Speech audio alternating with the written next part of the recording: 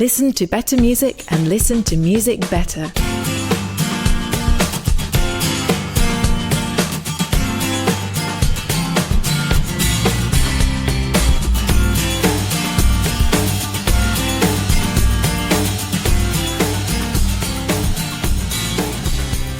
Welcome to True Tunes at 45 RPM, the ongoing conversation you'll hear on the True Tunes podcast and in the digital pages at truetunes.com. And now your host, John J. Thompson. Hello, and welcome back to this special series of conversations captured on location at the Audiofeed Festival in Urbana, Illinois. In addition to booking me to perform as an artist at the festival, the organizers usually have me do a session or two as a speaker. This year, I decided to cover a topic that I have found myself talking about with friends and students quite a bit over the last year. I dialed in some of the details a bit while I was teaching over spring break in Hawaii, and felt that the Audiofeed Festival would be a good place to refine it even further. The title of my talk was The Sound of Revolution, and as I think you'll see, my intent was to allow the audience to help form what we would talk about in our allotted time. They certainly rose to the occasion. Although we opened an audience mic for back and forth discussion, some technical bumps prevented the use of much of that dialogue.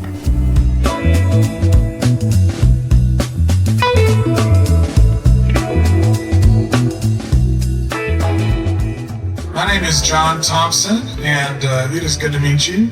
I don't want to assume that any of you know who I am, though I see some familiar faces. So I want to give you just a very, very brief bio, and then I want to ask you a question, and that question, the answer, your answers to that question will greatly influence our conversation. So I'll be 55 day after tomorrow. I have spent my whole life in the music industry. I'm a songwriter and an artist, and when I was a kid, I was at the very first Cornerstone Festival. I was 13, almost turning 14, and a revolution happened in my own life, in my own heart. And I felt like a revolution was happening around me with a lot of other people. It actually changed the direction of my life in a lot of ways. And it did. There was sort of, I don't want to get too Pentecostal about it, but a sort of vision opened up for me of how I might spend my life, how I might invest my life. I went home and I wrote this manifesto over the next year. It was about an 80 to 100 page spiral-bound notebook of all the stuff that I felt like I was supposed to do. And I've done everything in that book and more that I got the vision for at that first Cornerstone. It was revolutionary to me.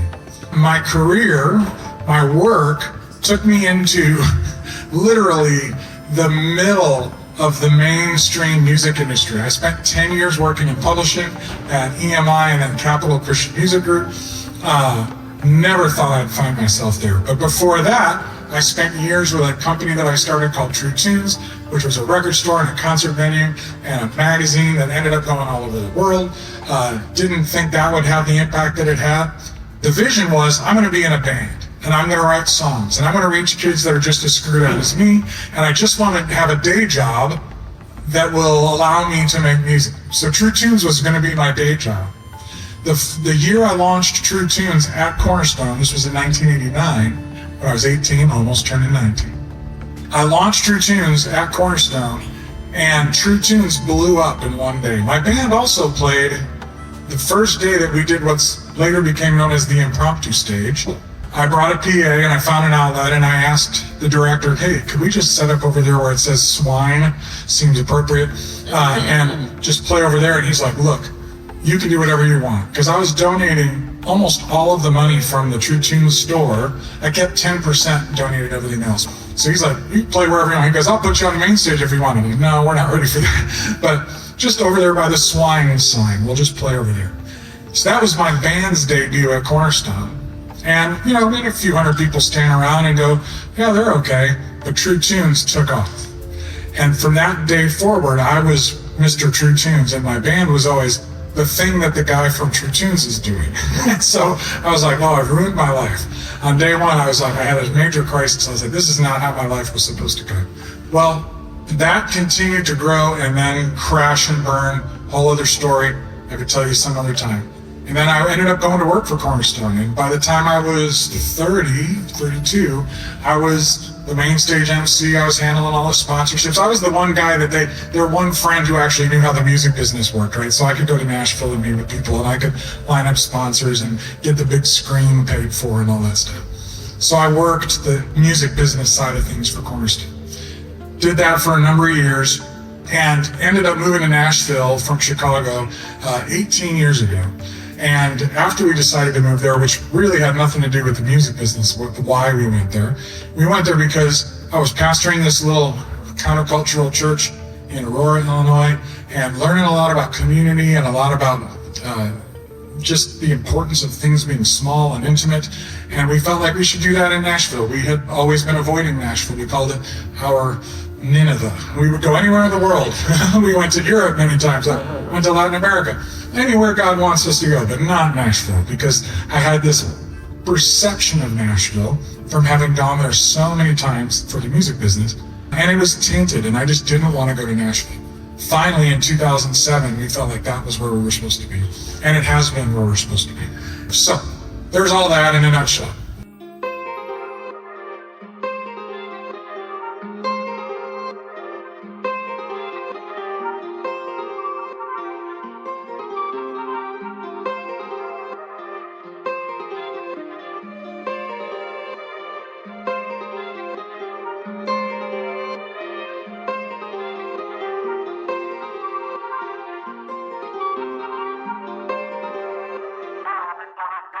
I want to ask you, you're here because this thing is called Sound of a Revolution. There's a lot of mess in the world right now. And I think most of us can go back and we think about when have things been this disrupted and disruptive, and how the arts and music have come out of those eras. Is music inherently connected to revolution? You know, it usually at least comes from it. What does that sound like? When do we want to hear music now that supports fruitful, spiritual, relevant, countercultural passion? Are we looking for some kind of movement now that we can get behind and find some excitement and passion about? I kind of do. And so what would that kind of revolution sound like? So when I just bring that up, what does revolution sound like? What are some ideas that come to you? Or what are some questions you would like us to explore in the next 40 minutes or so? Is confrontational and challenges expectations or assumptions? So the sound of revolution should be confrontational and Challenge like assumptions. Assumptions, challenge assumptions, good. Confrontational, challenge assumptions, that's good. What else? Catharsis and emotional healing. Ooh, I like catharsis and healing. Like you can't get to the healing sometimes until you just spew everything out first and say, this is how I'm feeling, whether it's rational or not. You just gotta cry and scream and sometimes have that sponge wrung out. And then you want something to feel that you can feel some healing. So that's part of revolution as well. That's really good, yeah. How do you speak truth that might offend people without losing those? How do you speak truth that might offend people without losing those people? Boy, that's really important, because there's at least two big things in there. Is it truth, right? And are you speaking it in love, and is there enough of a foundational relationship where they can feel that love and receive the challenge? And are you actually, in speaking truth, also listening, and are you teachable as well? So that's really important. Yeah. Promoting unity. Promoting unity. So if we're talking about revolution, is unity inherent in revolution? We talk about promoting unity. That's a common theme. Something in our hearts. Ecclesiastes 3 says, I've planted the eternal in you. It's almost like a homing beacon that somehow God put in us that's drawing us towards the eternal. And I think unity is one of those things. Let's watch out for unity being a distraction from justice. Right? There's a lot of people during the suffrage movements and during the anti-slavery movements that would say, hey, you speaking that justice message is causing disunity in the church. And we would say, yeah, well, sometimes there's things that are more important than unity, right? But we are one in the Spirit. We are one in the Lord. There is a hunger for unity, and if we can lean into that unity, that can be the sound of of revolution when the unity we're talking about is driven by the Spirit and it's being united in Christ, not united in compromise. Yeah. Usually starts out non-commercial. And then very quickly becomes commercial. We're going to get to that. I was thinking revolution, we think of tearing things down. Right. But do we have a vision also of what we're going to Ooh. put? Starts with tearing things down, but does it go far enough? Do we have enough prophetic imagination to think about what are we going to build after we've done the tearing down? Tearing down stuff is easy. We are seeing that happen right now in our government and our culture. Tear things up, just tear it down. Get people mad enough, they can empower you to tear things apart. Is there a vision for what should be built to replace what you've torn down? Right? So that's really good.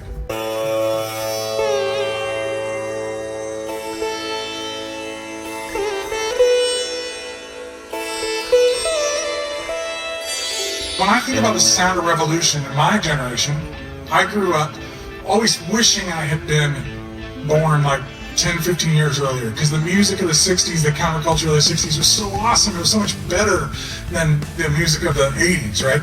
I mean, I like 80s music. I love U2. I love new wave music.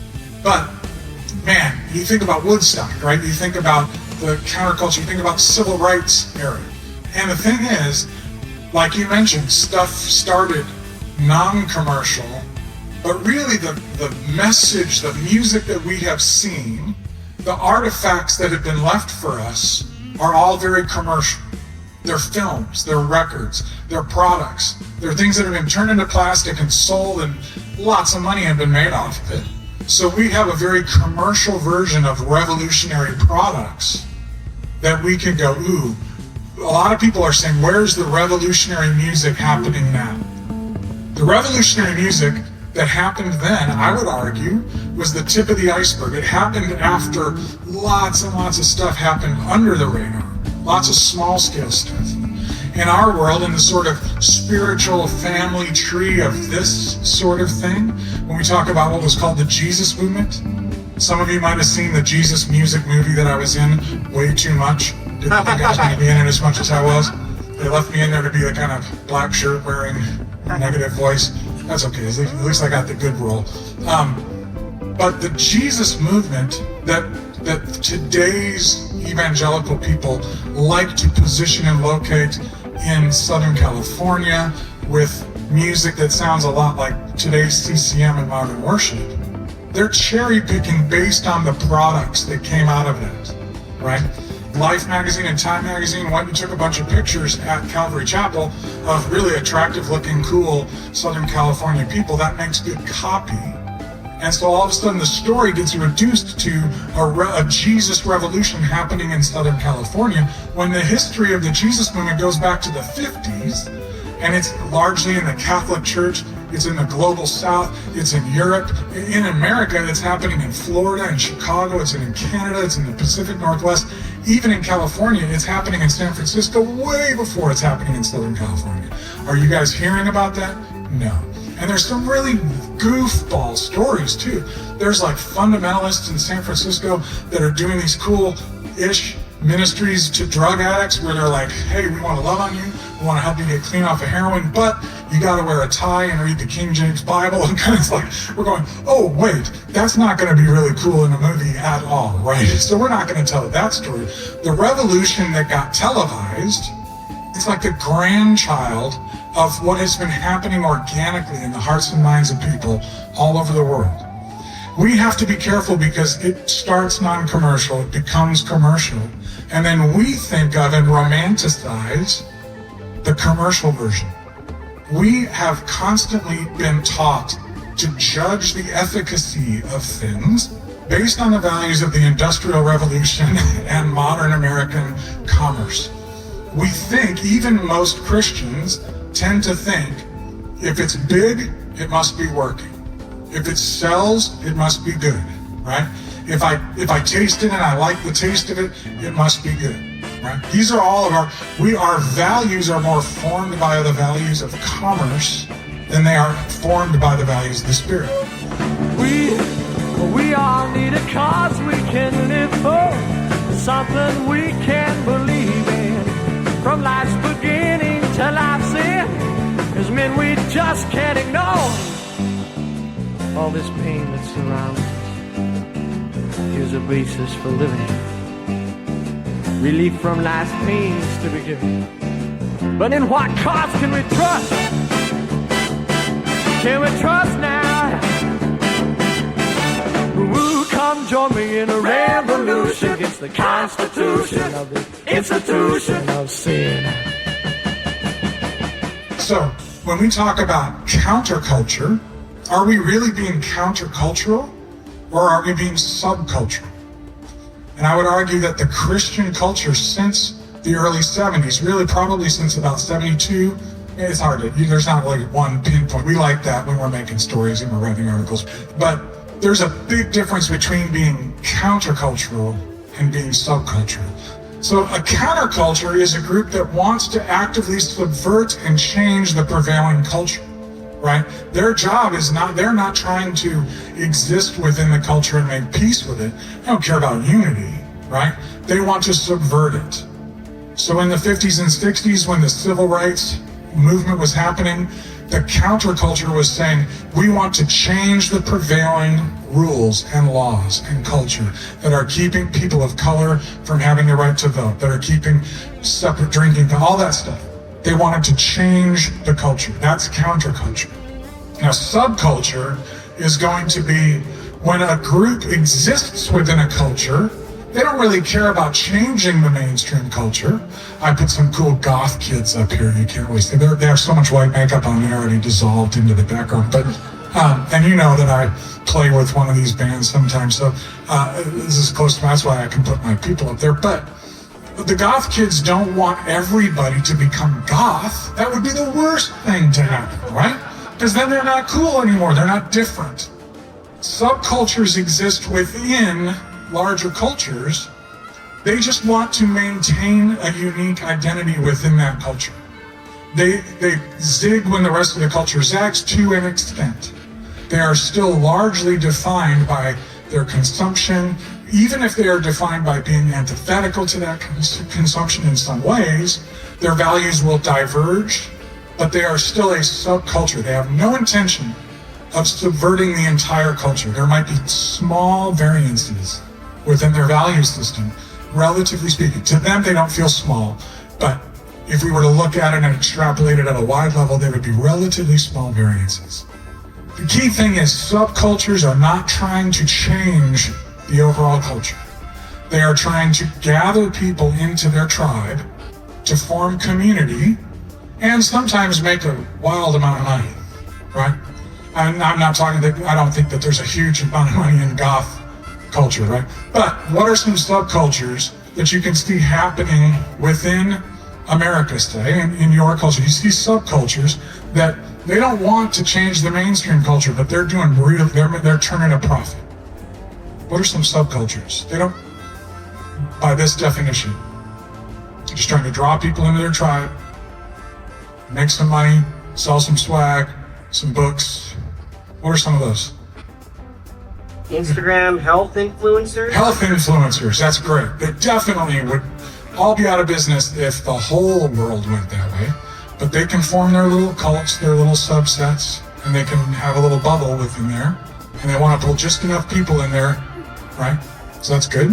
What else? Pop culture. Pot culture, yeah. Boy, when they finally got things legal, I was like, oh no, now what are we going to do? Like, oh, well, some of them are capitalizing it on it, yeah. But it had to change it. But, you know, that's an example of it going from subculture to like bigger mainstream culture. What else? Sports. Like different sports can create a subculture thing. Music can be a big subculture thing. Fashion. I would argue that the church, the evangelical church in particular, but really all churches, operate more, instead of being countercultural, which they like to think they are. There might be certain issues in which they push against the culture and want to change the culture, but by and large, they function more like subcultures.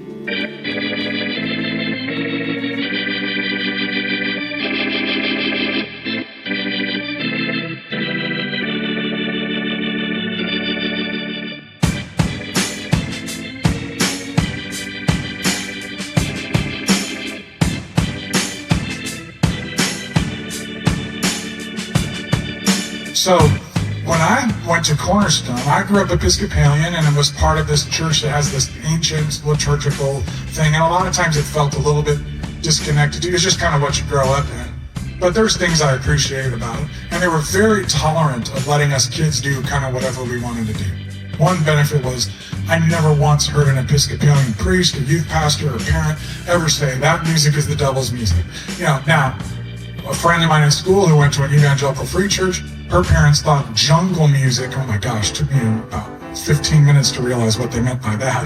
Like, who lives in the jungle? Oh, brown people. So the music that comes from the jungle was automatically satanic because black people are automatically satanic. It's like, oh, I never heard that in my church. I didn't grow up in that culture. But when I went to Cornerstone and I found out there's this group of hundreds of people living together in community, sharing everything, actually being countercultural, like not participating in the normal economy, not sharing in that, I was like, whoa, that is punk rock. Like the punks who act all punk, but it's just a subculture, it was like, okay. But the people who truly live it, who don't actually have individual bank accounts and don't, like that is counterculture. And then I went to Cornerstone and said, okay, for a while I thought I'm going to go live there, but then I just never felt a peace about that. I was supposed to be countercultural outside of it, but with their supports. They became sort of extension of my family and mentors and things like that. So now we got to think, if we want to see a revolution now, if we're going to have to start with it being countercultural. Because subcultural is just marketing. Really, if you want to be subcultural, you can just choose a niche, identify the market, find out what they want, give them the product that they want, tweak it. That's the marketing cycle, and I can actually teach that to you pretty well. But that's not revolutionary.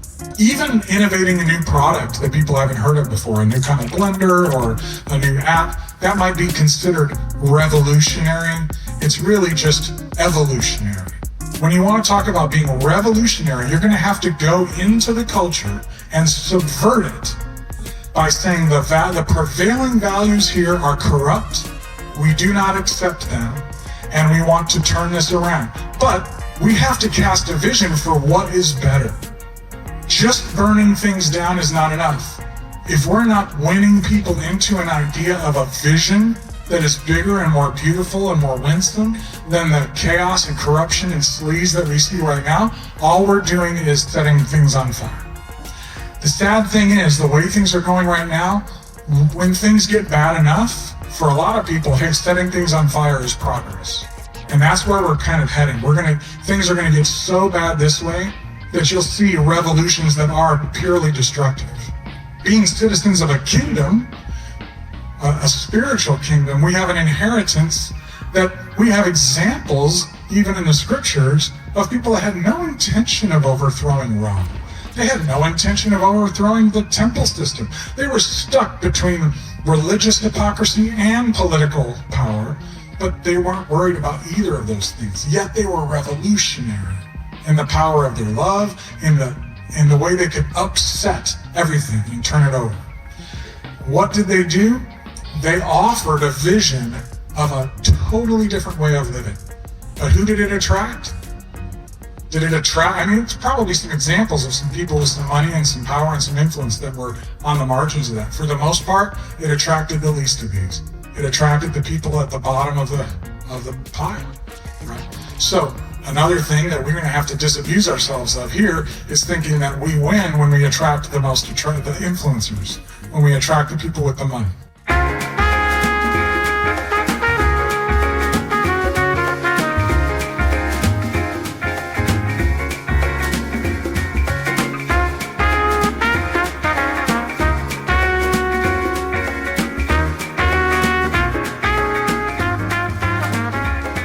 What were the prevailing values of the 50s? Conformity, security, stability, tradition, consumerism, and materialism. I could unpack all this, but in the 50s, this would be the prevailing values. And it's easy for some of us to poo-poo this and say, what a bunch of sticks in the mud. Why do you suppose the 50s parents were so committed to conformity, security, stability, tradition, and consumerism and materialism? Yes? Because it was the opposite of the a war experience they had just gone through. Yes. They had just survived World War II, yeah. And the Depression. And their parents had probably survived the Depression. So there's still echoes of the Depression. Then they get through World War II. This is the opposite of that. So actually, this is, in a way, an echo of a countercultural response to what they were clinging to. It was almost like a whiff of the kingdom that they were probably hungry for in their hearts, and they didn't even know it. Maybe they did know it, and the church was just using this hunger to get them to conform to a pattern of this world, and the church people didn't even know it. So the counterculture kids show up in the 60s. They're saying, wait. We got Vietnam. You're fighting against the rights of black people. You're destroying the environment. And those three main points, there's lots of subtexts under all of those, they lead to the prevailing values of the counterculture of the 60s. Questioning authority, revealing insecurity and instability, personal and community expression, diversity and alternative experiences, sexual liberation, empowerment of minorities, and environmental concerns. All of them can be attached to the inverse of their parents' generations. Because their parents' perceived values did not answer, did not provide the security that they were seeking. Social activism and media also came into its own during this. So it wasn't just limited to regional things where people could get together once in a while and talk one-on-one. Now we have records, universities, music, poetry, cinema. There's all this, these values can spread farther and wider, quicker than ever before.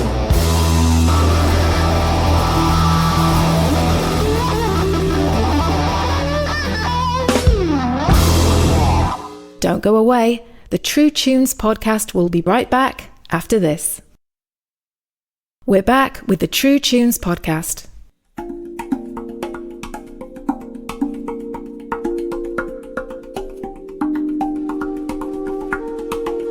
What are today's mainstream values? Individual achievement, perceived freedom. Even if we're not really free, we want to feel like we're free, right? We got to definitely feel free, even if the chains are invisible. Brand loyalty. We're loyal to our brands, whether it's bands that we love so much it hurts, whether it's the cigarettes we smoke, the toothpaste that we use who changes toothpaste every month? You do? Really? You're crazy. You got a problem, we should probably talk. Here's the thing, this is how our brain works, and this is actually probably I think it's a God-designed thing. If every time you went to buy toothpaste, you moved it to the front part of your brain, the analytical part, and you read every ingredient, you did a bunch of research, you looked at all the tests, you surveyed 100 friends, and then you made a new choice. It would take way too much time and you wouldn't get anything else done that week, but you might have a better toothpaste. You don't do that. You probably thought about it carefully at one point in time, made your choice, and you just use the same toothpaste until some new evidence overwhelms you. Your teeth get too sensitive and you get old and your dentist says, use Sensodyne. You're like, I'm not that old. Yes, you are. Use Sensodyne. Or the brand you have is too expensive and you got to get something cheaper. These are the things that will change your habits. Otherwise, you drink the same beverages, you use the same toothpaste because you don't have enough resources in the prefrontal cortex of your brain to make those kinds of decisions. We are designed to offload critical thinking to the back part of our brain where it becomes habits as fast as we can, because this is the part of the brain that will keep us alert to tigers chasing us, right? And snakes trying to bite us. We're aware of those things. This is the stuff that we can just do by habit. So values are formed up here and turned into habits back here. So when you want to change things, it's really hard. It's really hard to change values. You can do it, but it takes a lot of time because once they become habits, you just buy the same spiritual toothpaste over and over again. And marketing people, corporations know this, and they use it against us. We are very brand loyal, and we use our brands to express our individuality.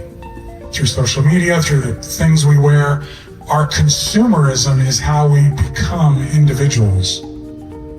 And when you say it like that, you realize how psychotic it sounds. But that's what we're doing.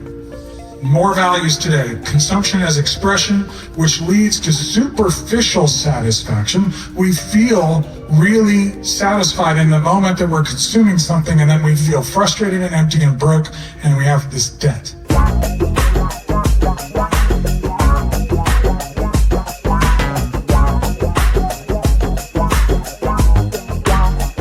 Individualism and self-reliance.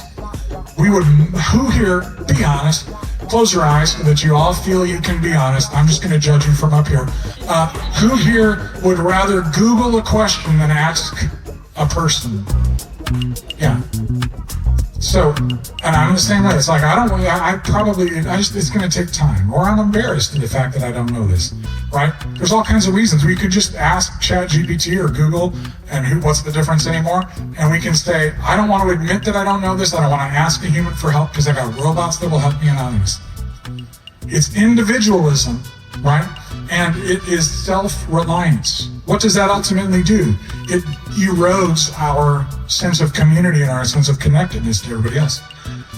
Spiritualism is actually a value today. Spiritualism is on the rise. You might be thinking that atheism and stuff, no. All that new atheism stuff from 10 years ago was just a little blip. Spiritualism is on the rise, but it's spiritualism on a spectrum. It's brand designed, custom ordered spiritualism, and it's not any different in the Christian community than it is anywhere else. Everybody kind of cherry picks their own little app version of what they want to believe about God, about Jesus, about the Bible. They don't, even the most fundamentalists don't really fundamentally believe everything. They cherry pick the things they want, and they have a version that they say they live by, but there's no cost to it because it's formed in their own head. It's not formed in the context of community because of individualism. So spiritualism is really important, but it's based on personal experiences, a search for meaning drawn from personal philosophies. We no longer have experts and priests and people like that are vocationally committed to our spirit, that we defer to and look to guidance as much for. We are forming it ourselves. And social media is the primary spiritual formation tool that we are looking to as a generation versus humans, because of that other question I just asked you, and most of you admitted to. So, in summary, the values of our culture today: individualism, self-reliance, perceived freedom, equality within limits, patriotism on the rise, achievement and status, informality. We definitely value informality, achievement and status, consumption, especially even consumption as a means of a form of connection, social media as a type of, it's like a form of connection that's not real connection, but it lets us think that we're connected to people, brand loyalty, and then this spectrum spirituality.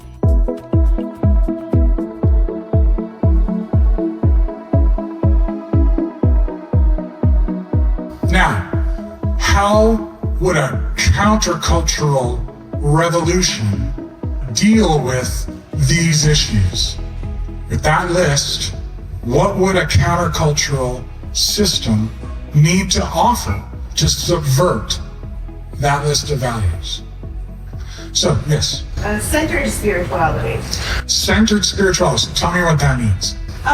Something that can welcome people and their experiences, but have truth and substance and a core value system. Okay, I like that. So instead of personal, private, I'm just basing this on whatever I feel, it's got more... A little more structure. Yeah. While not shutting people down for their experiences, but something that can encompass us. I'm not sure I track with the word centered in that, but I think it's more contextualized or like externalized. Well, I guess I'm speaking in contrast to your, like, on a spectrum. Okay. Balanced, maybe. Okay, I get centered in that kind. I was thinking of it like centered, like within the individual, but I see what you're saying, like balanced. Yeah, okay. I was thinking about specific spirituality instead of just this vague, nebulous, I'm spiritual, but that doesn't mean anything. your truth is different than my truth, instead of saying this is Specific spirituality? Okay. Yes. Interdependence. Interdependence instead of independence. Love that. So if we start at the top of this, I don't know if you can see those up there. Individualism and self-reliance, we're going to need to stay, we're going to need to become interdependent. And honestly, a culture that is individually dependent is going to be hungry for others, even when they don't know it, even when they resist it. When we offer up a community, they're going to lean into that, right? We're not saying to people, again, it's not about tearing something down, it's about offering something better. When we invite them into a community that is about relying on each other, we're modeling, and not just modeling, but doing something generative and positive. And we are building something that is a counter to what they're doing. Perceived freedom. This idea of perceived freedom, and I put that word in there because it's not real freedom. What's the counterculture to perceived freedom? Accountability. Accountability would fit in there, I think, yeah. Commitment and a willingness. Commitment and a willingness to give of yourself. I love that. Yes. Okay. Is that your name? Yeah. Servitude. Servitude. Servitude. Like you guys have servitude, servanthood or serving. Yeah. Not like prison servanthood. Like servitude is like serving attitude. Yeah. Actual freedom. Actual freedom. Like, so I remember, when you grow up as a fundamentalist, I had friends who were grew up in Nashville in the Church of Christ or the Southern Baptist, all these rules. And when they broke out of it, they're like, I'm going to drink like crazy. Then you're just going to become a servant to that. Freedom is when you're free to do something and not to do something. True freedom in the context of community, where your highest expression of your freedom is to serve others.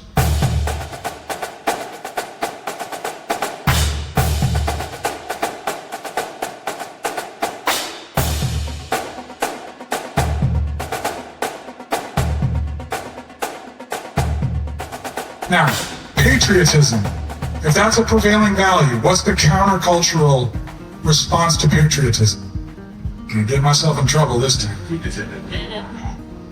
Respectful citizenship. Respectful citizenship. You're better than me. Well, a huge issue that we see over and over again are these pendulum swings. We're just going from one error to the opposite error instead of providing the actual balanced center where we should be. We want to offer community, but not conformity. The answer to individualism is not, come join this cult. It's find out that you can be your truest self in an interdependent community rather than being by yourself. And I think keeping your relationship to your state in the proper hierarchy, which is going to be not the top. I grew up watching my grandpa argue with our neighbor over politics, and then they would hug, they would serve each other, they would help each other with anything, because they shared their values, and they shared so much more than what they disagreed about. We have been pitted against each other over things that were relatively, and most of it was fake, and now it's getting real. It's getting very, very real, and so we're getting very emotional about it. And if we can invert that back to the level of our actual values, and we keep that stuff at the top, then where does the nation actually fit? We've idolized this idea of our country, and it's become way too important. And then when people criticize things, if your people are in charge and things get criticized, then it's an attack on you personally or your spirituality or whatever. And it can go either way. But if we take it down a few notches and say, hey, our government leaders work for us, and the government is really just an expression, should be an expression of the people, and we should participate in as much as we feel like we can without it becoming a god to us. Once we get that down into the level that it belongs, then it's not in the habit part of the brain, it's in the front part, and we're able to think clearly about it, and not just trust that our team must be doing the right thing all the time. And we need that if we're going to be honest about anything else, right? And again, before we tear something down, we're offering people something winsome to step into.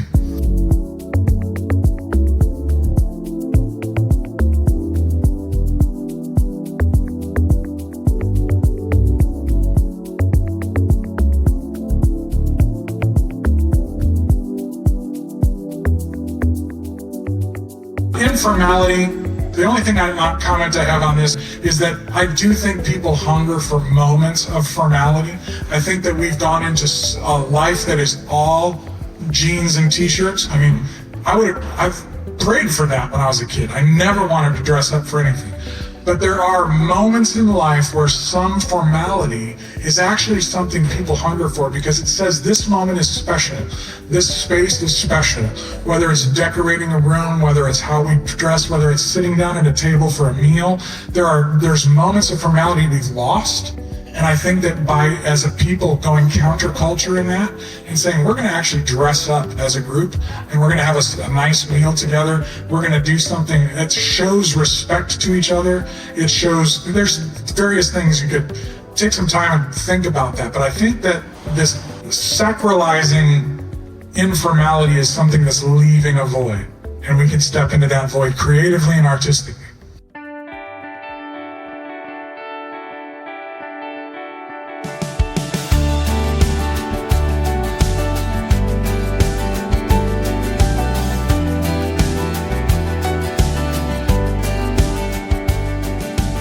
Consumption as a form of connection.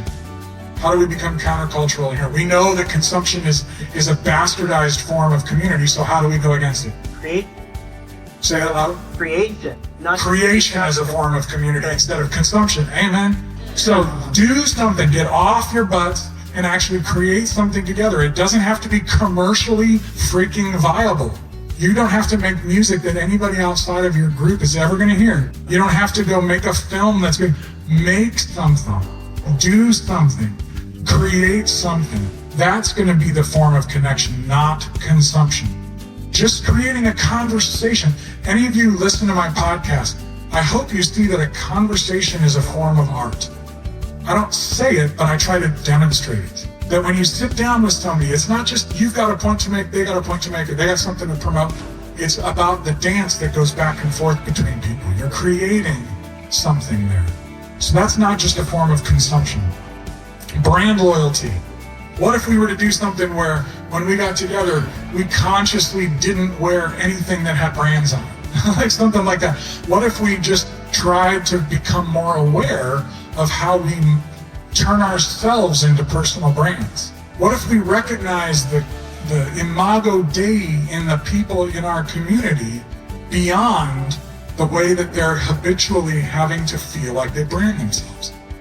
What if we could see the beauty in people and speak it to them? What if we tell them the beauty that we see in them and hear in them and smell in them and taste when they make us their food, so that they don't feel the pressure that they feel on Instagram and all this other bullshit stuff that's making them think that they have to personally brand themselves? Would they be hungry? Would you be hungry for that kind of community?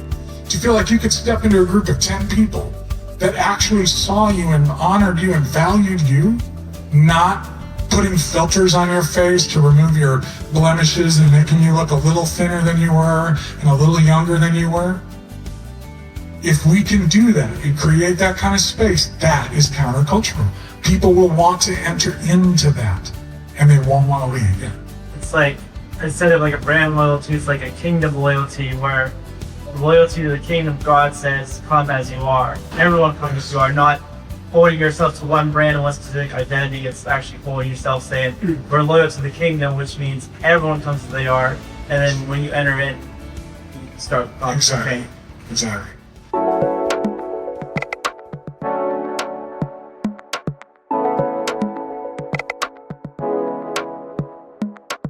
And then spiritualism, this spectrum spiritualism, we talked about that at the beginning, finding something that can be specific, but also recognizing what are people actually hungry for, not eliminating people, so we set a welcome table. We recognize the hunger that they have for transcendent experiences, that are not going to necessarily happen. It's great to watch a film together and find the spiritual connections in the film, to go to a concert. But then we know people want actually transcendent experiences.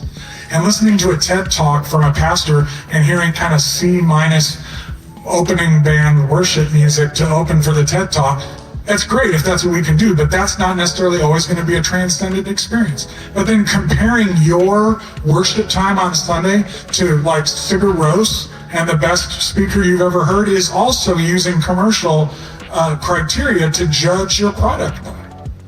So neither of those, that's not what I'm talking about at all. But what if 10 of you are gathered together in a time of prayer and reflection and worship and intimacy and seeking each other out? Like that kind of thing can become transcendent.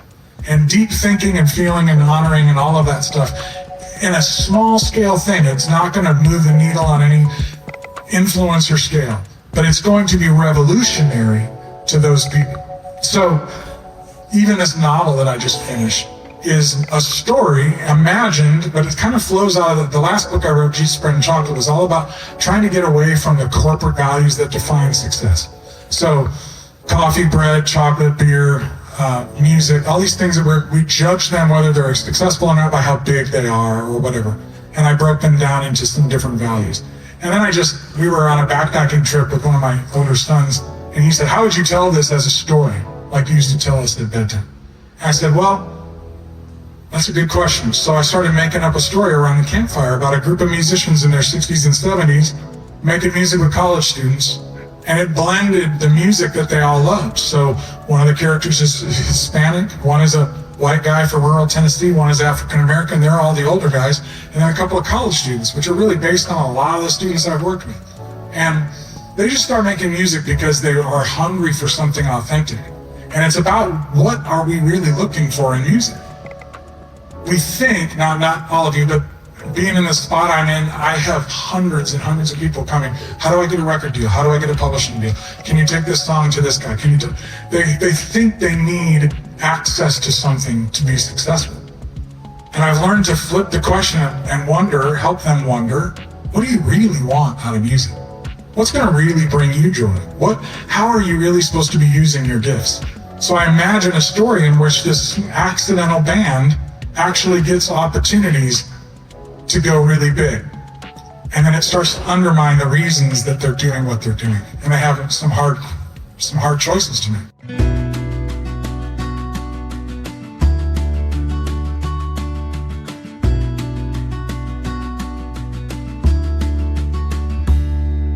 But I'm trying to ask the same kind of questions that I've been asking for 40 years in this business. All the way back to when I'm a kid. And I'm like, I just really want to play with Glenn Kaiser. That's all I want to do my whole life. And then you get to do it, and you're like, okay, now I want to be Glenn Kaiser. and I remember Glenn and I, my wife and I, and Glenn and Wendy did a show together.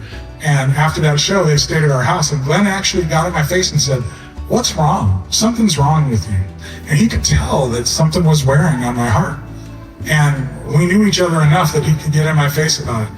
I remembered how revolutionary Cornerstone was to me as a kid.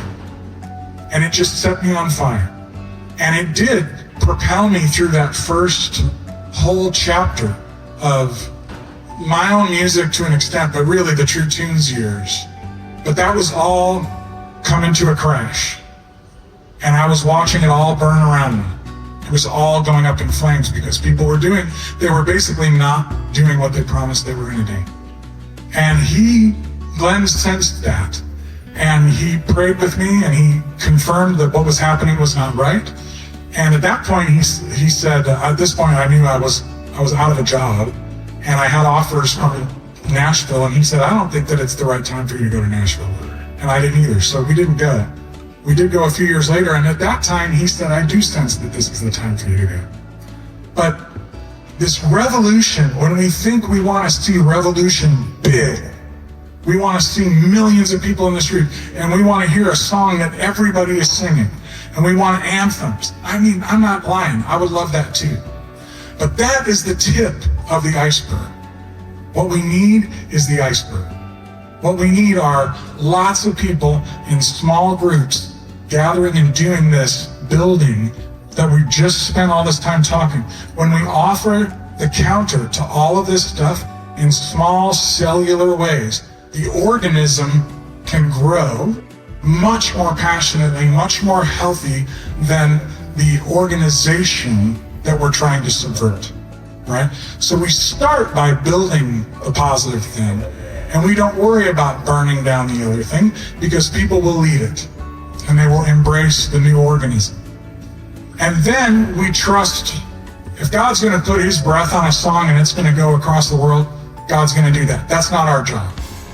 You know, I manage a worship team out of Chicago. They write worship songs for their own community, and one of their songs, a song called Make Room, blew up. It's like one of the top 25, 26 songs in the whole world. That's not because we've done any marketing or there's no hit version of it. We just re-recorded it to make more of a gospel version of it. But we just steward it. It's not some big celebrity thing. That's God's doing. We don't worry about it. But we have to know how the business works to be faithful stewards of it. So I'm honored to work with them. Thank you guys. This has been really great. You guys made it really, really cool.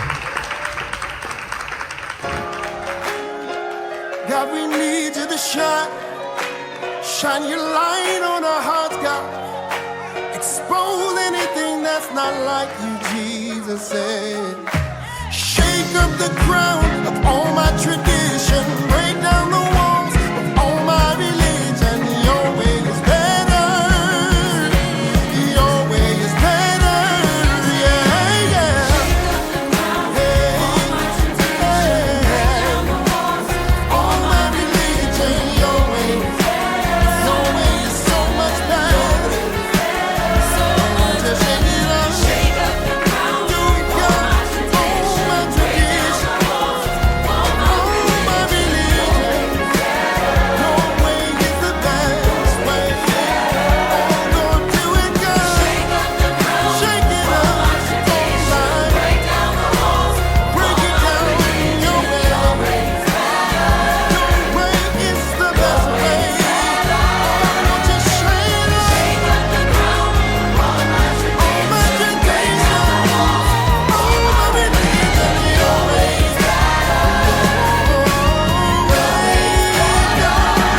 I will make room for you.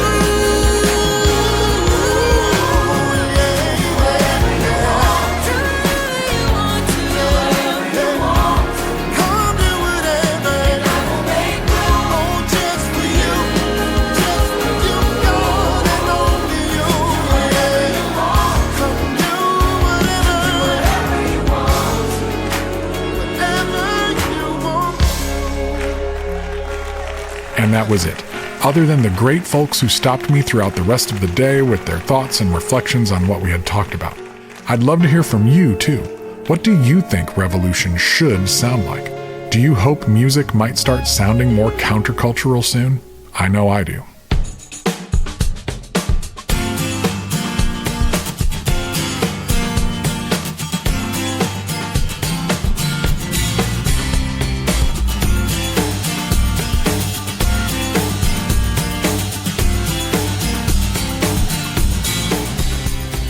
That's all for now. The Runout Groove is coming.